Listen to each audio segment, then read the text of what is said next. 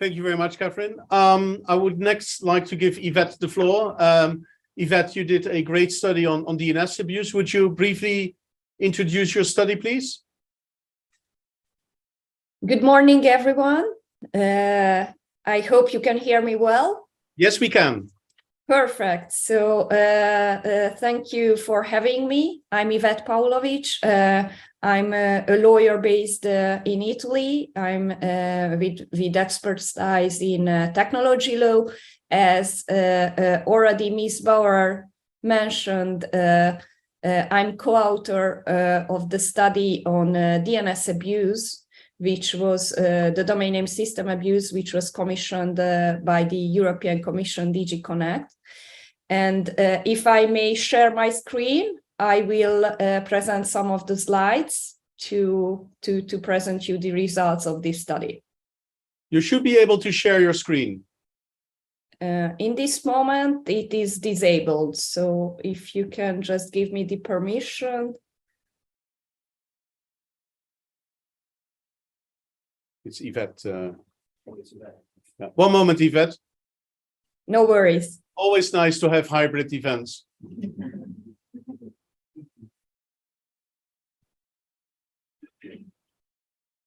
Yes, you should be co-host now.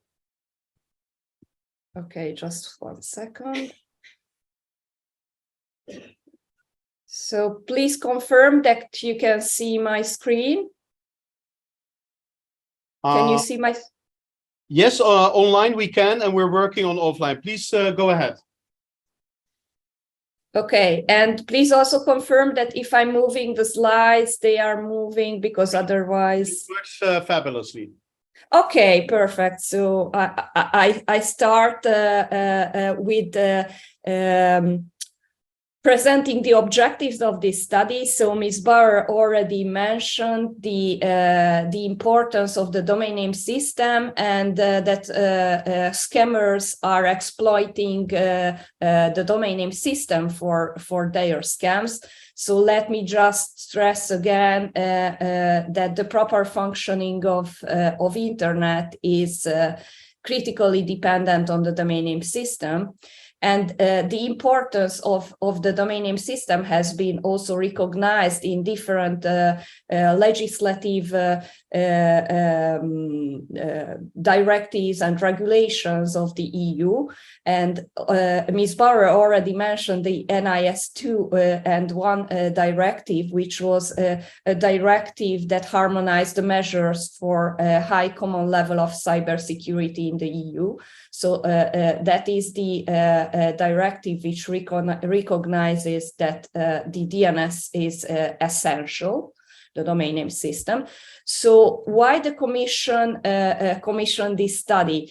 Because there were for years a lot of data regarding the exploitation of the domain name system, both for cybersecurity activities and also for the distribution of illegal and harmful content. So the Commission decided that it was necessary to analyze the phenomenon, or at least give just an overview, a mapping of this phenomenon, finding a definition for it, categorizing the types of the activities, to analyze the role of the intermediaries along the domain name system value chain, to analyze the magnitude, so how big is the problem, and of course also to overview all the policies, laws, and industry practices that are already out there,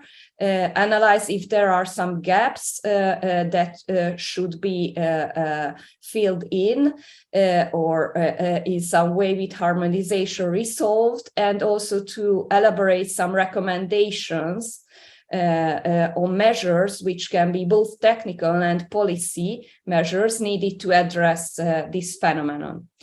So for 1 year, we carried out the study. It was in 2021.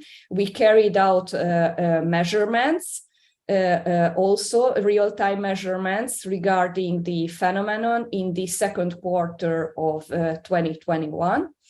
First of all, it's important that we talk about the definition, what is DNS abuse, because for many, many years in different fora, there have been discussions what exactly is domain name system abuse. Different stakeholders use different definitions. There are intermediaries, and for intermediaries here I intend registries, registrars, hosting providers, and other kind of intermediaries who use a narrower definition, intending only technical abuse or security threats as domain name system abuse. So just to list you what they intend is phishing, malware, botnet command and control, and spam. While there are other stakeholders, including also the victims of these activities, who think that there is a need for a more broader definition, and also content-related abuse is included in domain name system abuse. Ivett, my apologies for interrupting. We do have to manage the time. My apologies. Of course. So I go ahead. The definition that the study found is a broader definition. So any activity that makes use of domain names or DNS protocol to carry out harmful or illegal activities intended for domain name system abuse.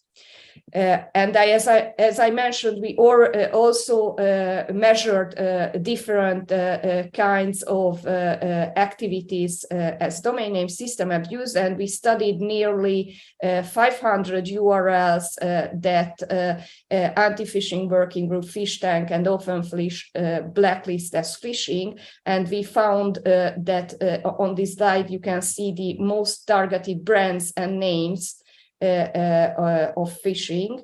And here we found that social media brands and of course financial institutions are the most targeted brands when we are talking about phishing. So already Ms. Bauer mentioned some of the at policy level of the regulatory framework. So I don't want to enter more in detail, but on this slide you can see that there are at international level some treaties. The Budapest Convention was already mentioned, that there is a second additional protocol to that which is open for signature since May 2022, and which requires an enhanced cooperation between the DNS operators and the law enforcement authorities to provide the domain registration information. At EU level, we have the NIS2 directive, which requires the domain name registries and registrars to provide accurate and complete registration data, and also the Digital Services Act, which requires several obligations on the DNS providers. And of course, we have also other different levels, self-regulation and voluntary measures. We also carried out an analysis of the good practices that are already out there. We divided them into preventive and reactive measures. And of course, we also analyzed if there are some actors who are using a high level of transparency and information, which is very useful. So on this slide, in this chart, you can see some of the examples. I would only highlight the Know Your Business Client procedure as one of the preventive measures, which is very useful at before or at the moment of the registration, the employment of machine learning, predictive technology to identify at an early level the abusive registrations, incentive programs, and some of the preventive blocking services. And of course, within reactive measures, the notice and takedown procedures are very important. But the study highlighted that it would be beneficial to identify as fast as at early stage as possible abusive registrations, so to concentrate on preventive measures and not to arrive to the abuse itself. So the study finally elaborated 27 recommendations divided in 6 areas, and I only want to highlight some of those. So I already mentioned know your business client proceedings, so the verification of the accuracy of the domain registration data. But since between the different intermediaries, there are different systems used also for abuse reporting and data access, we suggested that it would be beneficial to build a standardized and, if possible, centralized system for abuse reporting, to use the predictive algorithms necessary to identify at an early stage abusive registrations, and all other kind of measures, of course, as far as possible, harmonizing the good practices, at least at EU level, and require that the intermediaries cooperate with governmental institutions and law enforcement authorities, and also with trusted notifiers who are reporting abuses. And last but not least, it is very important to encourage the awareness raising and the knowledge base building to make both the affected parties aware of existing measures tackling DNS abuse, but also the operators require their collaboration. So thank you very much for your attention. And if you have any questions, I'm happy to reply. Thank you very much, Ivett. I will ask the audience to put the questions in the chat, but thank you very much for your presentation. I would like to continue with Jenn from Google. Jenn, would you, in 4 minutes, please outline briefly, introduce yourself, and also what Google is doing in this area? Absolutely. George, can you hear me okay? We can hear you perfectly. That's terrific. So good morning, everybody. It's good morning for me as well. So my name is Jenn Buchanan, and I am a product manager with Google Cloud. And I'm joining you here from Canada, so just outside of Toronto. Thanks for the invitation to join you all. So I think we can safely assume that everyone in the room is super aware that our users are under attack from phishing, malware, scam attacks all the time. It's why we're here. And I'm looking forward to learning more with the team that's presenting. But just for some background, at Google, we've been protecting our own systems for many, many years. If you think of it, we've been making the world's information universally accessible since 1998, since Google search became a thing. And as everyone on this call is probably super aware, the more popular and used a site becomes, the larger a target they become for fraud and attacks. It was shortly after when Google first became a verb, which was through Buffy the Vampire Slayer back in 2002. I don't know if that's a geographically known thing, but it became apparent that we needed to expand from making the world's information universally accessible to making the world's information safely and universally accessible. We really needed to ensure people felt safe when they searched for something in Google, and that they could click on the link and trust the results that were being served up. We needed to protect our brand, our product, and our customers, probably very similar to everybody that's here today. So malicious URLs really became top of mind for Google right around this time. It was about 2006 that the Google Safe Browsing team was formed. And started the engineering of a really best-in-class URL threat detection system for Google. That was, a big source of where the attacks were coming from was through these URLs. And the teams continued to be focused on this over the last many years. The underlying detection engine is super complex. It's constantly evolving, using AI, rules, and we also use human analysts for additional detection. And interesting, as Google's grown, so is our visibility into malicious URLs. For better or worse, we still continue to see those at a growing number. And phishing and malware distribution often starts with an email leading you to a web page. And luckily, we have the most used email product being Gmail and the most used browser being Chrome. And this visibility gives us a really unique capability to really have a very thorough understanding and a fast understanding of the threats that are traveling across email, web browsers. And we're able to leverage that data to detect unsafe content and then create a real-time block list. And that really helps us to ensure we're not serving up malicious ads, showing malicious websites on Chrome, or even enabling maliciousness through Gmail. So what does this mean for everybody else? What does this mean? Here we are today, phishing, malware attacks, they've not gone away. And what are we doing about that? So over the last couple of years at Google, we're taking what we built for safe browsing, the offering we built to keep Google customers safe, and we're expanding this offering as a really full service enterprise offering under the name of Web Risk. And Web Risk is basically taking the power of safe browsing along with additional enterprise specific features, capabilities that are really aligned to what the enterprises needs. And we're making that available to help keep their brand safe from attacks. So what that means is if you're a social media site, a security company, a large recognized brand, keeping users safe is obviously a priority, and Web Risk is really meant to allow that to happen in two particular ways. So I'll just talk briefly. So detection and protection are the two ways that we're bringing into enterprise organizations. And first being detection. And what that does is organizations can leverage Web Risk today to ingest all the URLs that are present anywhere their users are creating or sharing content on their site. So that could be through social media, comments, messaging, posts. And Web Risk will scan those URLs and detect those URLs that are unsafe and will notify the organization. So they can institute their own countermeasures, whether they want to take down those URLs, they want to block them, notify, or even user education.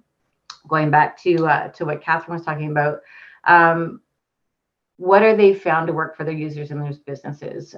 So those URLs can literally be filtered out or blocked at the server level, meaning they're never shown within that organization, keeping those users safe. The second area is around protection. So in parallel to detection, Web Risk provides a way to protect an organization's brand, their users, their customers, with a path to submit those unsafe URLs that have been detected inside the organization that are targeting their organization for review, in addition to the safe browsing block list. So basically the Google safe browsing block list. So users or IT or others could flag these URLs that are being targeted within that organization. And by having these newly detected unsafe URLs added to the safe browsing block list, they're protecting their brand and their users outside of their platform. So once added to the block list, these unsafe websites are blocked on 5 billion devices. So that's through Chrome browsers, Gmail, and hundreds of other products and platform integrations. So for example, if you're a bank being targeted by a focused phishing attack, you could have those URLs added to the Google block list and ensuring those attacks are blocked on those 5 billion devices. So the goal with Web Risk is really to stop people from clicking on unsafe content. We know that with enough tries, and the tries are free, people will always be fooled into clicking at some level. And with Web Risk detection and protection, our goal at Google is really to ensure that as few people as possible see those links. So I'm not there in person, but happy to connect with folks if they'd like to discuss further, and I'll actually throw my email into the chat. Okay. Thank you, Jenn, and also very brave to put your email in the chat, because you will get a lot of email. We also have several questions in the chat. If you would have time to go in there, that would be great. But thank you very much for explaining what Google is doing. Robert. Thank you. Robert, we don't see your camera at the moment. Yes, we see you. You are, I'm not sure if I should say congratulations or condolences, because you are the most phished brand in the world. Would you briefly explain what Facebook is doing at the moment to help consumers not get scammed? Sure, absolutely. Nice to be here. I'll keep it very short. I realize we only have 8 minutes left. So yes, a lot of the meta brands, Facebook, Instagram, also WhatsApp, are the most phished, obviously because of popularity. Directly what we're doing, my remit in particular, is to address the off-platform phishing, which is part of that DNS abuse report. So what we are doing is obviously we're supporting anti-phishing working group. We're also supporting a new organization called the DNS Research Federation, which is kind of looking at all the DNS data out there. But specifically what we are trying to do is we have been working with a lot of hosting providers, working with Google, Cloudflare. We've had some recent success with a company called Ngrok in the Los Angeles area, as they were hosting a lot of phishing attacks against meta brands. And we've reached out to a lot of them to actually deal directly with the problem with filtering lists. What can they do to kind of bring those phishing levels down? And over the past year, we've been able to reduce the phishing level by about 50%, which has been very, very good.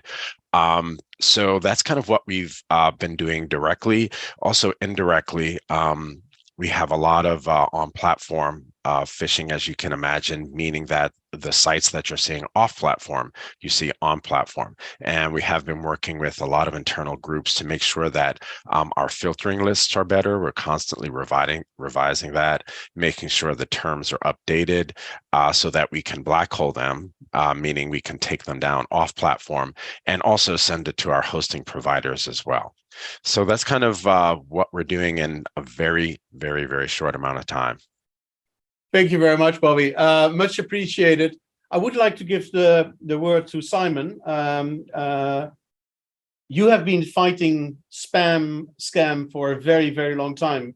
Would you briefly like to respond to the audience and to the panelists? Okay, thanks very much, George. Much appreciated. So SpamHaus, we've been going 20 plus years. We're a bunch of engineers looking at spam and scams online. Keeping it very brief then, I hear the words that are being said here. I'll be really, really brief actually, because it's a figure that I had prepared. I'm not going to find it. We have at the moment visibility from a very large free mail provider, visibility on 58,461 individual email addresses that have been seen to be doing bad things. I would have thought that free mail provider could tackle those, and we would love to be able to provide that data at volume to the free mail provider to deal with. I guess my ask here is to Jenn and to Robert, how can we reach out to you guys to give you this sort of information? And it's got to be in an automated fashion. It can't be one-to-one. It has to be API driven. We're looking at 300,000 new domains being registered every day. We can't be passing those backwards and forwards via email. It just doesn't work. It doesn't scale. So that would be my core question, I guess. Bobby, would you like to reply? Sure. We would have to work with some of our engineering teams with API, but yeah, we would be very interested in getting that information. So I could work with you offline to see how we can do that. Great. So then we have the first solution we can check off. Thank you very much. Jenn, any words from your side? Yeah, I would say that the same answer, that would be very interested in having that conversation and bringing some of our engineering folks to discuss what that looks like and how that data could be leveraged. Excellent. Thank you very much, Jenn. Simon will send the contract after this meeting. No, but thank you for being open to this. Much appreciated. I would also like to give Patrick the floor. Briefly tell what you're doing, and would you then maybe give a few remarks on what we've heard? Yeah, absolutely. Well, thanks first for the opportunity to speak today, and very happy as well to be partner of this event. So I'm head of corporate development at CSC. 2 words about CSC. We are the largest corporate domain registrar in the world today. We're also doing online brand protection for big brands. So I would like today to give you the view from brand owner perspective to see basically what brands are doing. So basically, we are helping brands deal with their, IP infringement online. But most importantly, we are helping these brands adopt a security posture when it comes to their own domain portfolio. So you probably know CSC is issuing every year a domain security report. Stay tuned, the next one's going to come very, very quickly. But I just wanted to take this opportunity to give you one number. So 75% of registered domains that resemble the global 2000 brands are owned by third parties. This is a huge number, keep it in mind. So what are these domains used for? Well, you all know parking, cyber squatting, spreading malware, ransomware, scam, fraud, everything. We have all type of infringement. So what does this mean?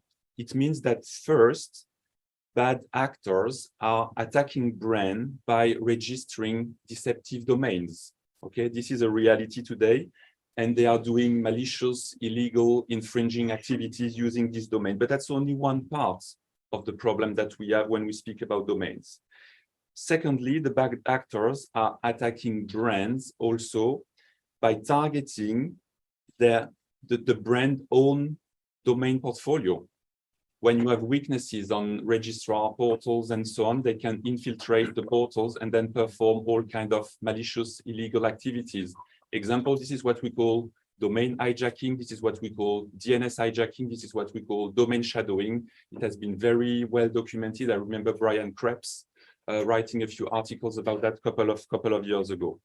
So if I share this number with you, it's just because it's in order for you to understand the magnitude of the problem. And I think magnitude is a term that Ivett used as well in the report and in her presentation. It's important to see how domains, all the activity around domains, so attacking brand-owned domains or third-party deceptive registration can be very harmful for brands and their reputation, of course.